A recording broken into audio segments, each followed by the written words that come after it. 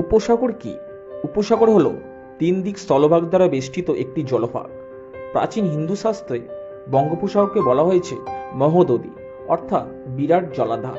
প্রাচীন মানচিত্রগুলিতেও এই উপসাগরটি সাইনাস গাঙ্গেটিকাস বা গাঙ্গেটিকাস সাইনাস নামে পরিচিত। এই কথা দুটি অর্থ গঙ্গা উপসাগর। এটি ভারত মহাসাগরের উত্তর অংশে অবস্থিত একটি ত্রিভুজাকার উপসাগর। এই উপসাগরের পশ্চিম দিকে রয়েছে ভারত ও শ্রীলঙ্কা, উত্তর দিকে রয়েছে ভারত ও বাংলাদেশ এবং পূর্ব দিকে রয়েছে মায়ানমার ও থাইল্যান্ড। বঙ্গোপসাগর আয়তন প্রায় 21,72,000 বর্গ কিলোমিটার। এটির স্থানাঙ্ক 15 ডিগ্রি উত্তর, 88 ডিগ্রি পূর্ব। সর্বাধিক দৈর্ঘ্য 2090 কিমি, সর্বাধিক প্রস্থ 1610 কিমি। পৃষ্ঠতল অঞ্চল প্রায় 21,72,000 বর্গ কিমি। গড় গভীরতা 2600 মিটার, সর্বাধিক গভীরতা 4694 মিটার। বঙ্গোপসাগরের ঠিক মাঝখানে বিরাজ করছে আন্দামান ও নিকোবর দ্বীপপুঞ্জ।